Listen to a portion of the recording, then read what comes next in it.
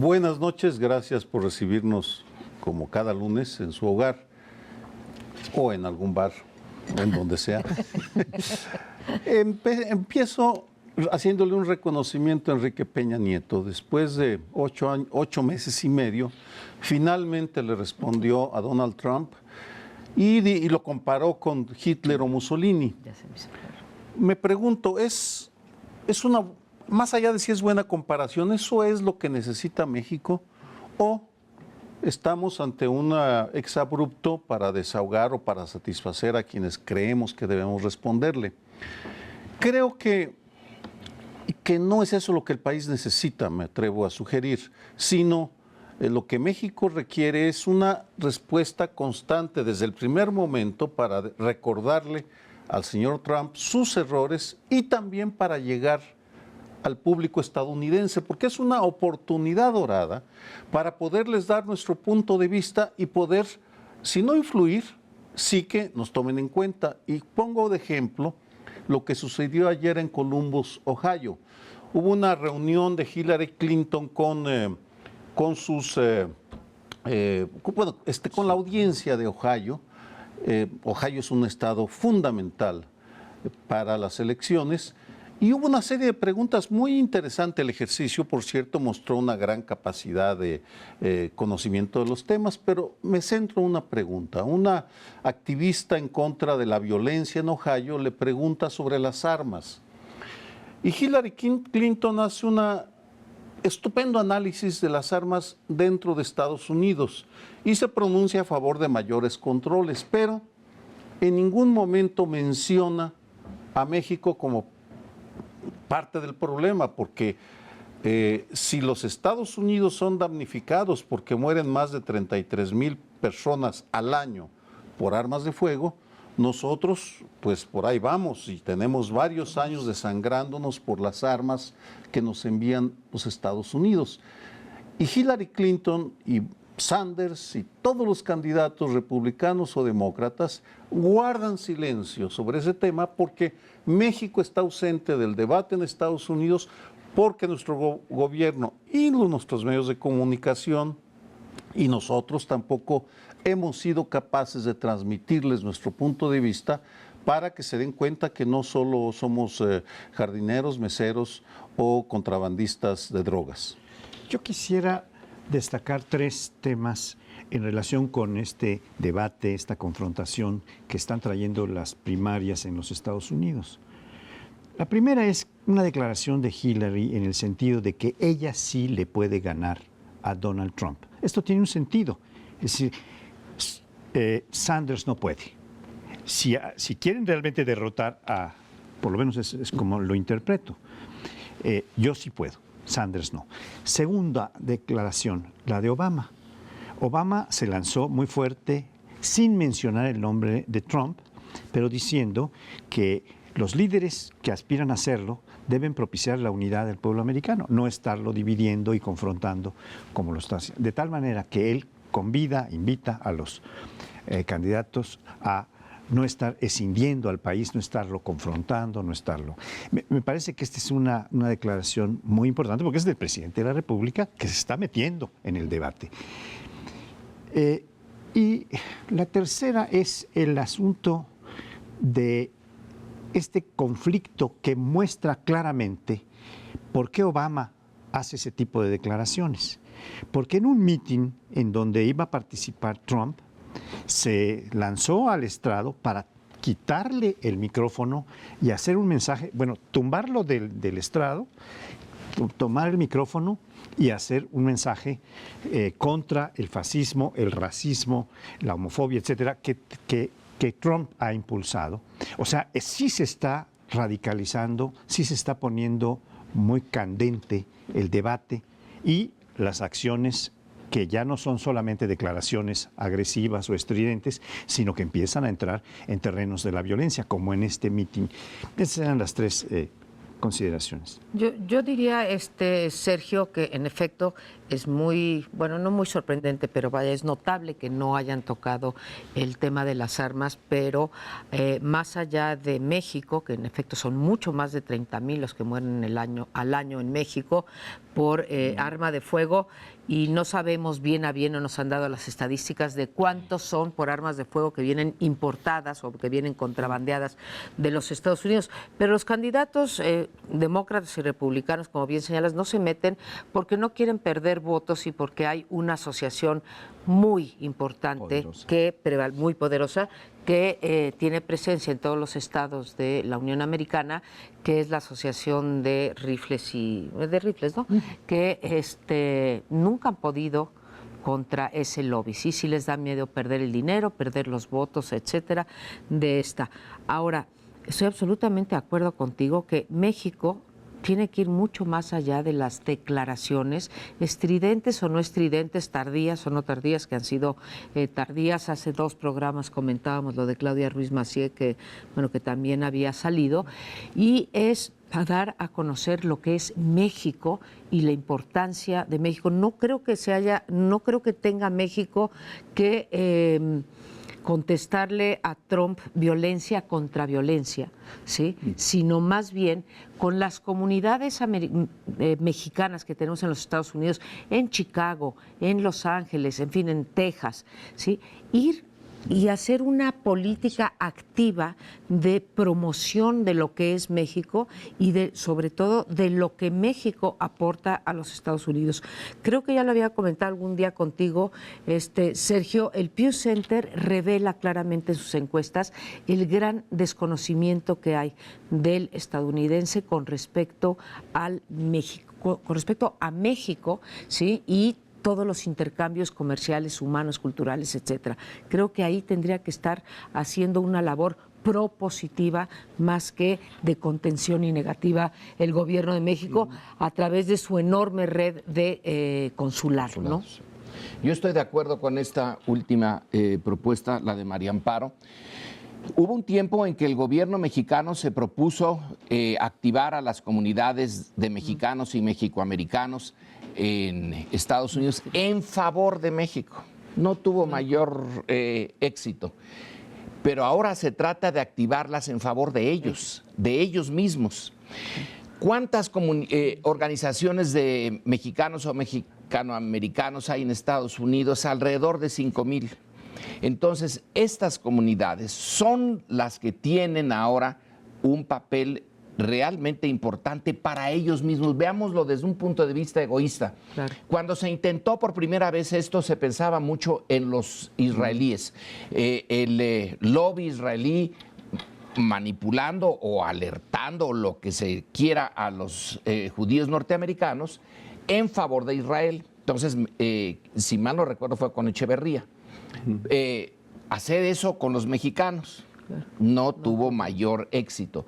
Pero ahora se trata de alertarlos para que se defiendan ellos de algo que les interesa a ellos. Y Julia Preston creo que nos dio la clave hace unos días en un artículo del New York Times, donde hace una entrevista que puede ser una muestra a una mexicana que es residente legal en Estados Unidos, pero que no tiene ningún interés o no tenía ningún interés en registrarse como, volverse ciudadana, registrarse y votar. No le importaba. Y esto es interesante. Hay una buena cantidad de mexicanos que, pudiendo ser ciudadanos americanos, no quieren, no les interesa. Y están legales ahí, trabajan, pero son nada más y exclusivamente mexicanos. Bueno, ahora hay que reactivar esa vieja iniciativa mexicana, pero con un sentido distinto, y decirles, ni modo, hay que conseguir la nacionalidad para votar, y si votan ese núcleo tan grande que son indiferentes a las elecciones en Estados Unidos, y cuando están las encuestas diciéndonos que van muy parejitos Trump y Hillary, ahí puede haber una muy buena defensa efectiva de los mexicanos y de México en Estados Unidos. Creo que estamos coincidiendo en lo esencial. Y de hecho, esta idea que propuse la ha estado argumentando Arturo Sarucán, quien fuera embajador de México ante Estados Unidos, con una Así es. serie de razonamientos. Lo que él dice es, desde el primer momento, México, el gobierno mexicano debería haber aprovechado la elección para responderle a Trump, pero en realidad estar hablando a la sociedad estadounidense, estar lanzando el mensaje de la complejidad de los problemas, porque, vamos, no ha salido jamás en esas discusiones el problema del lavado de dinero, ni Estados Unidos ni México, para alejarme de las armas, que pareciera, sí, es un tema que me preocupa porque es absurdo que el silencio, la indiferencia ante ese problema, pero el lavado de dinero, los mismos encargados en la frontera de vigilar que no envíen el dinero en efectivo, reconocen que no están preparados. En otras palabras, México también podría argumentar que debe construir un muro para frenar todo lo malo que nos viene de Estados Unidos, porque también ellos nos envían 400,000 felons cada año a México. Es decir, un felon es aquel que ha cometido un crimen, pero crimen puede ser pasarse un alto o cometer un asesinato. Nos están regresando 400,000 al año de una manera desordenada, porque el gobierno mexicano no tiene ni la capacidad ni la voluntad para contradecir a los Estados Unidos. Es esa parálisis, esa actitud timorata para defender nuestros intereses lo que me sublevaba y me subleva, porque tenemos todo para poder argumentar, hacer argumentos, decir, no, el muro lo queremos hacer nosotros, porque ustedes nos están enviando esto y esto, armas, dinero, gente, delincuentes, pero ese silencio, vamos, es absurdo. Y nos mandan en buena medida también el problema de la droga, aunque sea muy trillado. Yo creo que no deberíamos de cansar de repetirlo. Los consumidores, el mercado, ¿sí?, de los estupefacientes está ya. Aquí en México nos espantamos porque subió al doble, pero pues pasó de 1.3 a 2.6.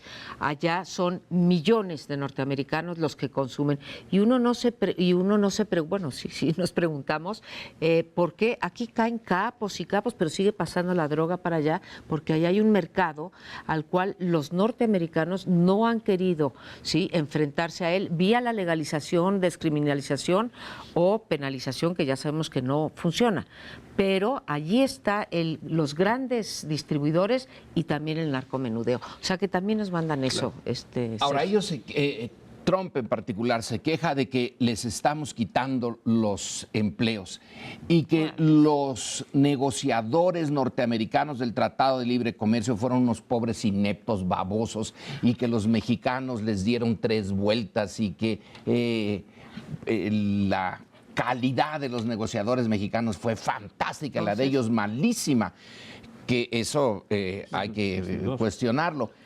Yo no estaba en favor del Tratado de Libre Comercio, pero ya existe. Entonces, hay que ahora preguntarse con cifras, ¿cuántos trabajos realmente se perdieron y cuántos se crearon en Estados Unidos? Eso lo puede hacer el gobierno mexicano. Claro. Decirles, miren, estos se crearon con el cambio de modelo, y contestar con cifras esas generalizaciones que hace Trump, que nada más suenan rimbombantes. México, China y Japón, porque ahora ya metió a Japón, también, ¿no? Sí. Son los que nos roban, pero cuando yo llegue van a ver lo que es negociar. Bueno, que el gobierno mexicano, más que decir se parece a Hitler o Mussolini, haga cuentas y diga, tantos se crearon y tantos desaparecieron. Claro. Tal vez habría que no decir que vamos a construir un muro, pero sí que vamos a construir un sistema de defensa para evitar, o hasta el máximo, ¿no?, pues el tráfico de armas, el tráfico de personas, el tráfico de estupefacientes, que vaya, con estos 3 tráficos ya tenemos para entretenerlos. Nada más que hubiera una red de contención que filtrara estas cosas, tendríamos una ganancia enorme. Ese murito. Yo creo que eso... Como aquí no tenemos la capacidad de construir ningún muro, sino salvo el de las ideas y las palabras, pues dejamos sentada nuestra postura, parece homogénea a favor de que tenemos que responder más para defender nuestros intereses. Terminamos y regresamos. Regresamos y con un tema, en este caso, del desempeño de nuestros gobiernos. Ya habíamos comentado en algunos otros programas esta cosa, esta disonancia, esta cosa absurda, que los partidos rechazados son los más votados.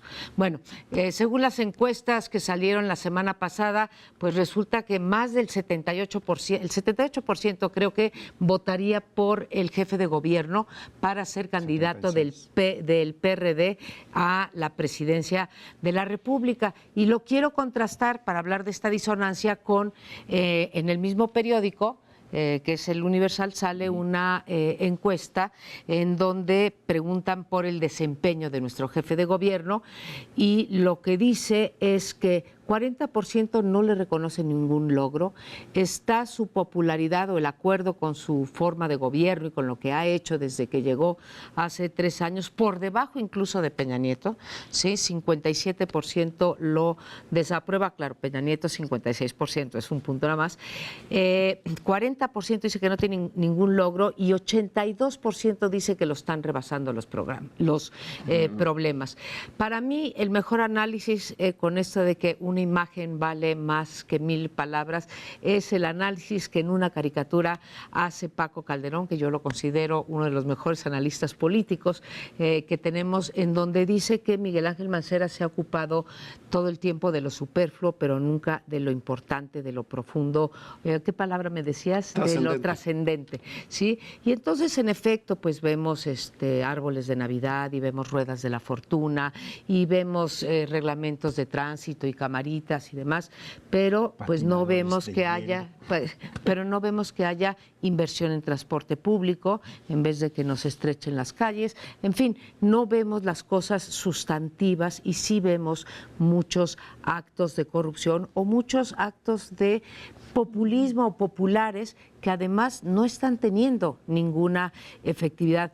La conducción de la Ciudad de México recibió ya una Ciudad de México muy deteriorada, hay que reconocerlo, pero ha ido hacia la baja en materia de transparencia, de corrupción, de obra pública que realmente beneficie a los ciudadanos y sobre todo de un diálogo con las organizaciones de la sociedad civil que sí están o estamos luchando por una ciudad pues más vivible, con mayor calidad de vida. Ese es el problema que les planteo aquí. ¿Qué hacer? Porque tenemos una sociedad civil muy activa y realmente no estamos logrando prácticamente nada. Pues mira, reconocer que están saqueando la ciudad es obvio y evidente, cómo están levantando edificios por toda la ciudad sin ningún tipo de criterio urbanístico. Planeación. Es también observable las ocurrencias, la rueda de la fortuna. Ya van en el 3er lugar, es decir, se va a construir una rueda de la fortuna en Chapultepec, que es uno de nuestros emblemas, y empezaron con, van ya en el 3er lugar. Vamos. Ya van, después al auditorio y ahora ya no sé cuál. Las ocurrencias, un gobierno por ocurrencias, vamos, al capricho de los inversionistas, al servicio de los inversionistas.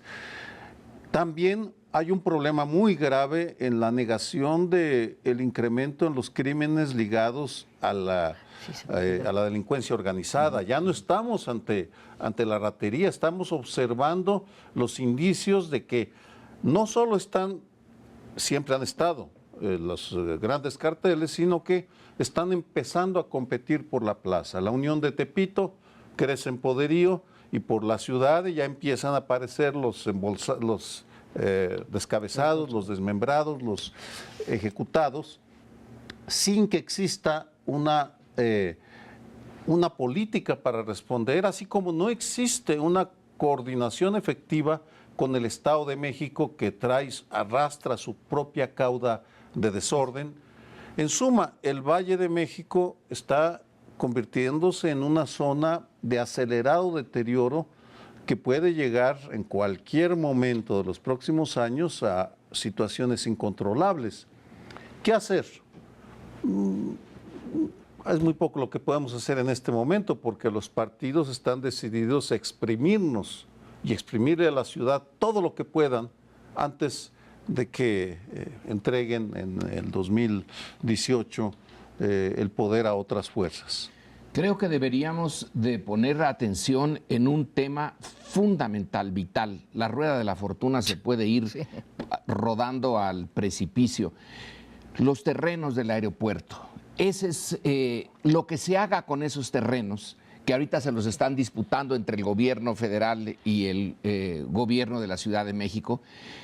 Pero para nosotros, ciudadanos, en realidad importa bastante poco si son el uno o el otro. Lo que queremos saber es qué se va a hacer con ese montón de terreno, que es quizá es probablemente una de las últimas oportunidades. Se destruyeron una enorme cantidad de áreas verdes. Ese tiene áreas verdes, tiene acuíferos, es santuario de aves. La de inercia nos dice lo que Sergio, bueno, y tú también, María Amparo, han puesto. Eso ha de ser una riqueza fantástica. Ya me imagino a Slim diciendo, bueno, aquí puedo construir 500 centros comerciales, levantar tantos edificios. Debía de ser imposible usar los terrenos del aeropuerto para cualquier cosa comercial. Y eso sí va a tener una repercusión en los años y años por venir. Ese debía de ser uno de los temas que Mancera tendría que estar poniendo en el centro de la discusión y la rueda de la fortuna eso, que se vaya rodando. Sí. Hay otro tema que está tratando de ser puesto en el centro de la discusión sin conseguirlo, pero el intento es importante porque es la convocatoria a un constituyente para hacer una constitución de la Ciudad de México, en donde muchos ciudadanos se preguntan, bueno, ¿qué vamos a ganar los ciudadanos con una nueva constitución? Pero hay otros juristas avesados como Diego Valadez, que ha declarado recientemente pues que esa va a ser una ley más, dijo, como diciendo, no va a ser una constitución. Ha habido críticas muy severas en cuanto a la forma en que se piensa organizar el constituyente y el costo del constituyente, que va a ser de más de 400 millones de pesos. Tenemos muchas necesidades para estar invirtiendo en eso. Si fuéramos a ganar algo muy importante, valdría la pena invertirlo, pero con las camas que nos faltan en los hospitales, la educación, las bancas que nos faltan para las escuelas, etcétera, pues 400 millones no son despreciables cuando vamos a hacer algo que puede resultar relativamente inútil o poco benéfico para la ciudadanía en su conjunto. Estamos ante la presencia de un llamado constituyente que va a ser va a ser instalado, instituido con autoridades constituidas, lo cual es una cierta contradicción, porque los constituyentes originarios que hacen una constitución tienen que ser electos por el soberano, es decir, por la población ciudadana que está en ese territorio. De tal manera que, habiendo 40% del constituyente que va a ser, pues yo diría que espurio democráticamente hablando, porque va a ser de dedo, van a poner diputados y senadores ¿de qué? Del DF, de Durango, de Chihuahua, etcétera, para que legislen sobre una realidad que no conocen. Es verdaderamente demencial la contradicción y eso sí se está discutiendo. Todo esto yo creo que puede estar afectando porque el presidente, el jefe de gobierno del Distrito Federal, de la Ciudad de México ahora, bueno, es que todavía es del Distrito Federal porque todavía no se ha confirmado. Tiene como responsabilidad presentar el proyecto de constitución, para lo cual ha convocado a 28 notables, dicen, que le van a ayudar en la redacción. Pero pues son de chile, de dulce y de manteca, van a llevar a hacer propuestas. Hay del PRD, de Morena, independientes, representantes de minorías. ¿Quién sabe qué van a hacer en un aquelarre de este tipo? 28 personas, ¿no? Bueno, tú dices que van a ser los diputados y senadores, que van 28, también van representantes de los dos ejecutivos, representantes de Miguel Ángel Mancera y representantes de Enrique Peña Nieto, o sea, ¿cómo por qué? Y luego los independientes, pues con muy poco chance de llegar, porque otra vez pues tienen que contar una cantidad de firmas, a varios de nosotros nos han ofrecido, tienes que juntar 73,000 firmas para entrar a una farsa, porque digo, tú solita ahí diciendo, oigan, ¿saben qué? Que sí sean presidentes municipales, municipales y no alcaldes, porque esas son de las mentiras que nos cuentan. Ustedes sabían que no van a ser presidentes municipales, van a ser alcaldes. ¿Y saben por qué es? Porque no. Es lo mismo jurídicamente. Es lo mismo jurídicamente, pero les Ahora. van a poner alcaldes para que los delegados, los que hoy son delegados y mañana alcaldes, no puedan cobrar el predial. Porque ustedes imaginan que Xóchitl Gálvez, con el predial de Polanco, Las Lomas, Bosques de las Lomas, etcétera, sería la mujer más rica de o sea, la Bueno, la gobernante. delegación. Gobierno. Bueno, La delegación más bueno, rica. sí, perdón, no, perdona, Xóchitl, quiero decir, la gobernante, Que la tiene gobernante con más recursos para esto. Esto de la Constitución, ¿qué es? Pues es parte de la campaña de Miguel Ángel Mancera, porque como bien señalas, ni nos va a hacer ciudadanos de primera, ni vamos a mejorar nuestra calidad de vida gracias a esa Constitución. Somos, por fortuna, una ciudad de avanzada, la de más avanzada en derechos, y yo lo reconozco y lo felicito, pero no nos va a mejorar la calidad de vida. Esto es una estrellita de campaña para Miguel Ángel Mancera, que otra vez se ocupa de las cosas superfluas. Guay. Era una precisión a tu intervención cuando dijiste que el 78% apoyaba a Mancera, eran 78% de los perredistas. De los sí, perredistas, sí. no de la población. No, de Entonces los no habría contradicción entre los perredistas y la población en general, porque pues declararse perredista ya es un asunto de dignidad. No, o sea, Perdóname, no, sí. Yo ya no les creo, o cada vez les creo menos a los partidos y no acepto participar en ninguno de sus eventos. Y si el Verde, que es el ecologista, compra nuestra propuesta de que eso se vuelva una reserva el aeropuerto, ¿cómo ves? Bueno, pues primero que agarre, Después primero que la agarre, luego que nos demuestre que no hay un negocio detrás. Ok. Y finalmente, ¿A nosotros cuánto nos va a tocar? bueno, eso te Bravo. y una No, pero vez lo de la reserva, y sí. una vez demostrado el punto, pues entonces ya sí se puede apoyar a alguien, pero mira, de declaraciones y de lenguas uno hecho se tres puede platos. comer muchos platos, pero a la hora de la Hasta ahí. realidad prevalecen los intereses y el Verde es un partido que hace negocios, no defiende el medio ambiente. Y coincido contigo, Yo la también, batalla por el aeropuerto tiene que unirnos a quienes queremos una ciudad diferente. Lo que están haciendo con México, la Ciudad de México, es un crimen. Y se lo digo a Miguel Ángel Mancera, que es un irresponsable que jamás habla de los asuntos importantes como el saqueo urbanístico o como otros temas que nos preocupan, la corrupción, por ejemplo. Puede ser que la memoria me falle, pero son 7,000 hectáreas En las del efecto. aeropuerto. No, 752. 750. 700, bueno, es un montón. cero menos. Hombre, ¿te Es un imaginas montón. una reserva así? Sí seríamos un país de primer mundo, ¿no? 7,000 Tener ahí sería un una... estado. Que no se fuera eso a los negocios. A ver, ¿usted qué opina de esta propuesta del doctor Meyer, que yo avalo, Sergio avala? Yo también. Usted también. Y nos vamos al siguiente bloque. Quédese con nosotros, regresamos en unos minutitos más. Vamos a tratar ahora el tema de los independientes, de los candidatos independientes, que han despertado diversos tipos de análisis, expectativas, irritaciones. En términos cuantitativos, no se puede hacer una gran diferencia entre lo que ocurrió como aspirantes a ser independientes el año 2015, que tuvimos elecciones federales y elecciones en buen número de estados, con la situación que ahora corre, en donde no vamos a tener elecciones federales. La mayor parte de los candidatos o aspirantes a candidatos independientes el año pasado fue de 200 y pico, de los cuales solo resultó, para abreviar el tema, solo resultó uno electo, que es Manuel Cloutier, que había sido diputado del PAN, se fue independiente y luego se... pero ahora tenemos una circunstancia en donde hay 400, casi 500, otra vez el mismo número, nada más que cualitativamente se ha despertado un entusiasmo, una aspiración masiva. Y por ejemplo, cuando en 2015 hubo nada más 4 candidatos aspirantes a gobernador, el de Chihuahua y 3 uno en Campeche y 3 en Michoacán, ahora hay 27 candidatos Incluido el de Chihuahua, ¿eh? Ahora es Chihuahua.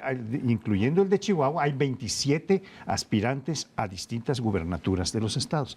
Otro aspecto que está viendo es que se ha visto que el PRI es una cantera para ser diputados independientes, porque al no conseguir sus objetivos de ser candidatos, se van o a otro partido o a buscar la independencia. Entonces, es un fenómeno bastante complejo, pero que nos habla en el fondo de una sociedad mexicana que se encuentra pues en la interrogante constante de qué puede hacer con sus votos, con la declaración de su voluntad, con la proponer candidatos que no sean de los partidos. Todos los candidatos o aspirantes se pronuncian contra la corrupción de la clase política, contra los partidos, contra la partidocracia, etcétera. Sí, esto es una común, es una constante, pero no se ve muy claro que pueda haber soluciones para la ciudadanía que provengan de candidatos independientes, menos después de estas no muy alegres cuentas que podemos sacar en los primeros meses de gobierno del Bronco. Dos comentarios,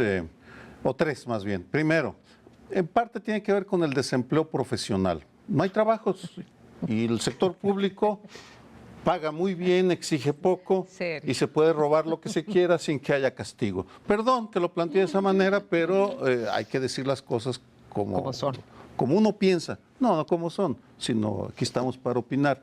Segundo, hay algunos candidatos independientes que ganaron y que no están demostrando congruencia con lo que dijeron. El caso del Bronco en Nuevo León. Me parece indignante, que es, por decirlo menos, que a su procurador, a su fiscal general, a su procurador, le haya descubierto la revista Proceso que estuvo preso 3 veces en Las Vegas por cheques sin fondo, que lo hubieran fichado y que lo respalde y lo mantenga en su cargo. Está comportándose absolutamente igual que otros gobernantes, sean o no, sean independientes o no. Ese tipo de comportamientos, Bronco, francamente te desprestigia y demuestra que pues eras un balón sin contenido. Tercer comentario, rapidito. Tiene uno que irse con mucho cuidado en el caso del constituyente. Yo voy a apoyar a los 5 candidatos del Tu Constituyente, porque los conozco, porque sé que son ciudadanos como Luis González Plasencia, Josefina MacGregor, Mónica Tapia, gente que sí va a dar una batalla digna. Sí logran llegar, por supuesto, y si van a llegar solo van a opinar, porque tampoco su voto va a contar, pero aún así vale la pena como una forma de demostrar que sí hay ciudadanos con cualidades y con congruencia. Yo creo que la crítica que se hace, que algunos de ellos pertenecían antes a un partido y ahora se hacen independientes, en sí misma no está mal. Alguien puede decir, yo me desilusioné del partido porque yo sí soy honesto y estos al día siguiente, miserables. la luz. Pero sí lleva una carga. Ahora, lo de el Bronco. En el reportaje de la BBC sobre el Bronco, que salió hace unos cuantos días, la manera de gobernar no es la que uno esperaba. La reportera de la BBC va, lo sigue, llega a Palacio, una señora desencajada dice que su hijo no tiene para estudiar, entonces él rápido pide, denle una beca. La señora sigue desencajada y entonces le dicen, denle un trabajo. Bueno, eso era la manera de gobernar. Me lo imagino yo a Saturnino Cedillo, el cacique de San Luis Potosí, o a Gonzalo N. Santos, diciendo 50. Lo mismo, exactamente lo mismo, 70, 80 años atrás. Esa no es la manera moderna de ejercer el poder.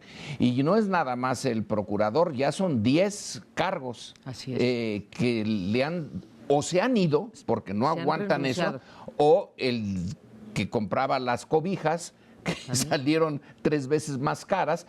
Ese es más o menos el Toallagate de Fox, que desde el principio empezó ahí el problema del mal uso de los recursos públicos en la casa presidencial con Fox. Bueno, aquí es el equivalente. No está saliendo lo que los regiomontanos esperaban. No, decías tú que se vale decepcionarse de un partido y sin duda y pasarse a otro. Yo estoy de acuerdo contigo. Por mencionar algún personaje histórico, Winston Churchill lo hizo y lo hizo 2 veces, ¿no? No nada más una. El problema es que estos se decepcionan, ¿sí? En el momento en que no reciben la candidatura. ¿Sí? Porque si se va de un partido, sí, pasan 2 años y te postulas por el otro con el que comulgas más ideológicamente, pero aquí todos estos que mencionaba Paoli, la mayoría son el día anterior, como no los postularon, se decepcionaron. Ándale, se fueron para el otro partido. Entonces, yo creo que hay que decir también las cosas como uno cree que son.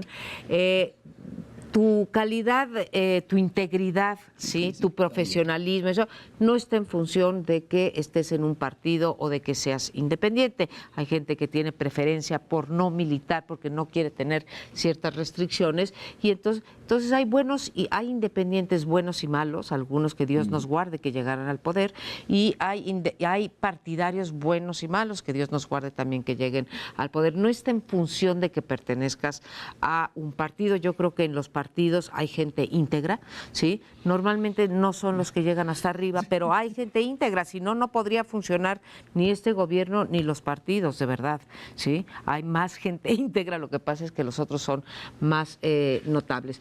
Mi punto, ¿sí? ¿Que me quieres interrumpir? Órale. No. Va. Te oigo muy optimista. ¿Cuál sería el porcentaje de gente íntegra, en tu opinión? Pues yo creo que, a ver, en los gobiernos, pues la gran mayoría que están ahí abajo, sí, que no cuentan. El problema es que tenemos unas élites pero muy corruptas, ¿sí? Y que desde luego. ¿Y de luego las élites qué porcentaje sería íntegro? No me pongas contra la pared. Estoy en una investigación sobre eso, ¿sí? Pero esta cuestión de los independientes sí tenemos que educarnos, ¿sí? Y ver que el problema está en qué se está planteando. Para mí lo más importante es lo que hacemos muchos de nosotros, que es presionar al o los gobiernos en cierta dirección de agenda ciudadana, lo que se ha logrado en términos de la marihuana, en términos de echar para atrás o echar para adelante las sociedades conyugales en esta ciudad o el derecho de las mujeres a interrumpir el embarazo. Eso que hemos presionado a los partidos para hacerlo, ¿sí? Yo creo que eso es lo que rinde resultados más que el carácter de independiente o no independiente. Yo no quiero dictadores benevolentes. No quiero que vengan aquí a decir, aquí les pongo esto, sí, si me eligen a mí, yo sí puedo combatir la corrupción, yo sí puedo tal cosa. No, yo creo que es otra una cosa de empuje, que ¿no? podemos hacer, María Amparo, en la que tú además estás bastante comprometida, es impulsar todo este sistema anticorrupción como se está haciendo desde, ¿cómo se llama este organismo? Desde Causa en Común, y el director, INCO. muy querido amigo mío que trabajó con nosotros, Max Kaiser, que es ahora el nuevo zar, desde esa perspectiva de anticorrupción, porque está lanzando todo este proyecto de 3 de 3 para que sea aprobado.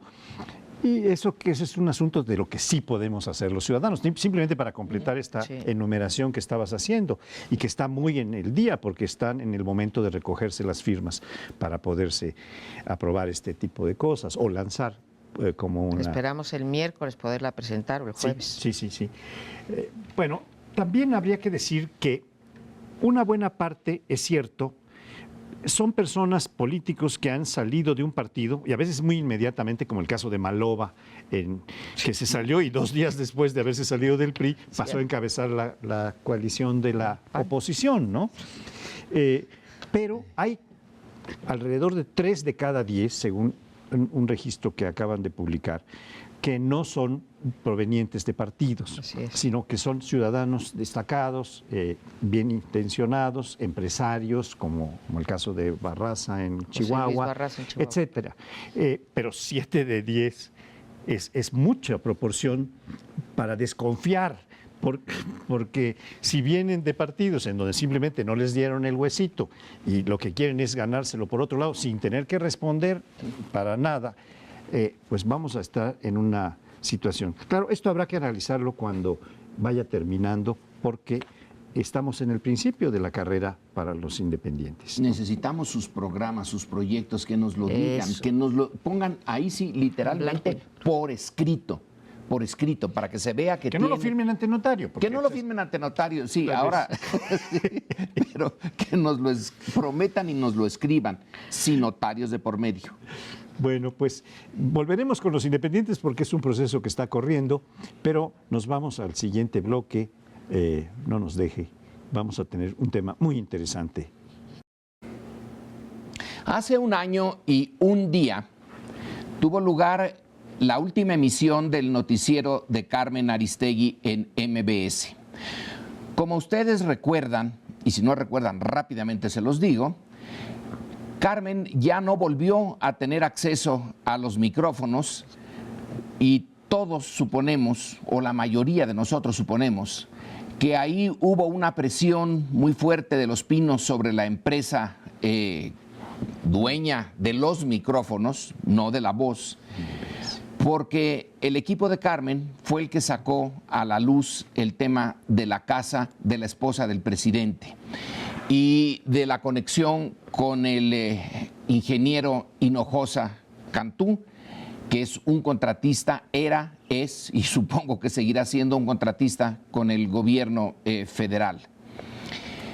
Yo pongo sobre la mesa que este aniversario lo usemos para tratar de explicar que una democracia, si es tal, si tiene calidad, requiere, entre otras muchas cosas, de un periodismo de investigación, además del periodismo normal, que saque los temas relevantes, que reflexione sobre esos temas, que se meta a fondo como fue el Watergate, que puso finalmente un punto final a la carrera de un presidente norteamericano muy poco confiable, que era Richard Nixon. El tipo de investigación que saca, que pone sobre la mesa una película con el Boston Globe como el periódico central sobre la pederastia en esa zona. Lo de Carmen es importante porque no solamente por Carmen y porque puso fin a un tipo de noticiero que nos hace falta, sino porque también lanza una señal a futuros periodistas que quieran investigar. No se metan en temas importantes. Si quieren investigar, investiguen cosas secundarias. Pero lo importante, lo que realmente necesita una democracia para funcionar, ver las entrañas del poder y sacar los problemas, eso no se metan porque les pasa lo que a Carmen. Yo creo que estamos en presencia de un año pi, como alguien decía, porque pi es la fórmula de 3, 14, 16 y hoy es mes 3, marzo, 14 de marzo del año 16. Pero en fin, a propósito de conmemoraciones y solidarizándome con esta recordación que hacen sobre el despido injustificado y claramente motivado por razones políticas y por haberse denunciado un conflicto de interés que es un delito de los servidores públicos. En cuanto a Carmen Aristegui, quiero recordar a otro gran periodista, hoy fallecido hace más de 4 años, mi querido Miguel Ángel Granados Chapa, que era constante y sistemático en un mar proceloso de corrupción, de compra de medios, desde que era un muchacho jovencito, denunciando las trapacerías de los presidentes, las donaciones que le hacían de rancho a López Portillo, hizo una cantidad de cosas y rechazando una serie de bienes que le ofrecían para calmar sus ansias de difusión de la verdad y de la corrupción, de la prevaricación que hacen los políticos, los que tienen poder, y que pues ahora nos hace mucha falta junto con la presencia de un noticiero como el de Carmen Aristegui. Creo que Miguel Ángel fue una muerte temprana y creo que era un personaje que tiene el mérito de haber sido no tener un equipo detrás, sino hacer su investigación a base de su propia iniciativa de estar buscando y de estar señalando, porque era abogado y era periodista de las dos carreras, y como abogado señalaba los delitos en los que estaban incurriendo, indiciaba a los delincuentes y les decía hasta a los presidentes cómo debían actuar. ¿Cómo quieras? Voy a abordar otro ángulo del problema igualmente grave. Los litigios que dio lugar el despido fueron múltiples, inclusive Lorenzo, Denise Dresser y yo formamos parte de unos amparos.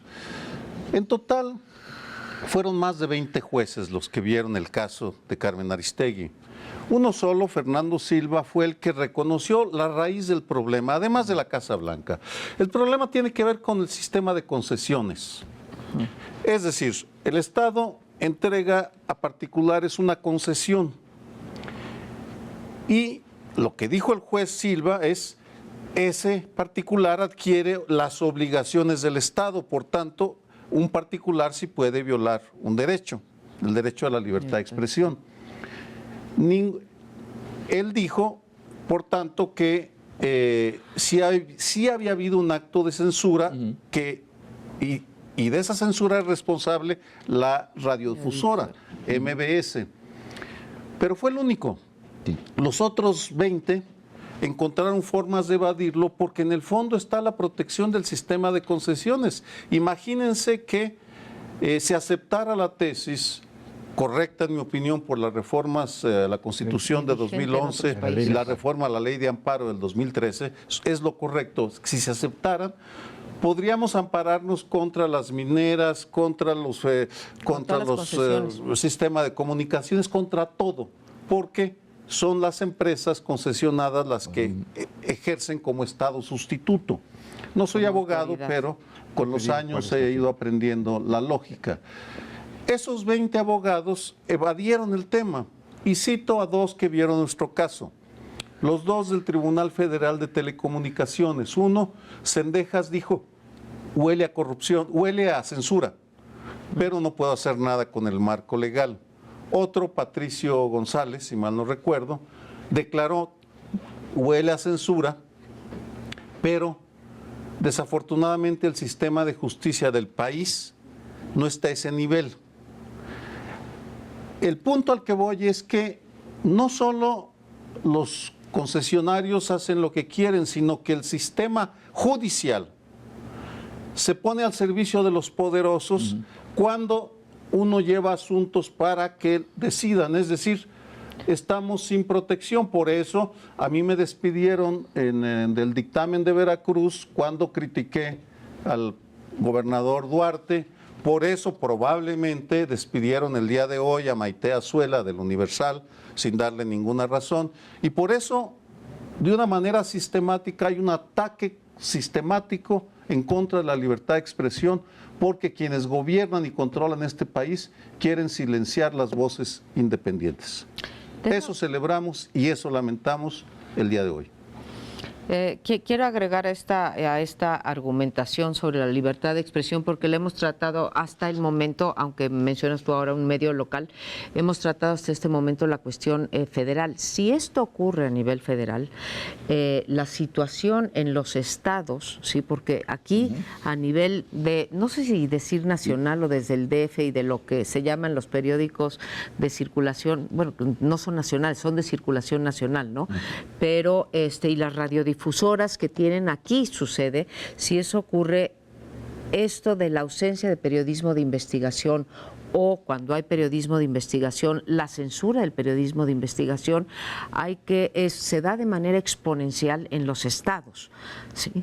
Nosotros podemos, ¿sí?, preciarnos de tener o haber tenido una Carmen Aristegui investigando la Casa Blanca o un Miguel Ángel Granados Chapa investigando o poniendo a disposición del público un montón de investigaciones. Creo que cada vez hay más, insisto, a nivel federal o a nivel del DF, no sé cómo ponerlo, grupos de investigadores, de periodismos ejercicios como la maestría de periodismo del CIDE, que tiene toda una rama para investigador de corrupción, organizaciones de la sociedad civil que estamos en esto del periodismo de investigación, pero tenemos que ayudar a los estados porque todos, no solamente despidos, que ya me parece grave, sino también desapariciones forzadas o incluso asesinatos o amenazas a periodistas de el interior de la República,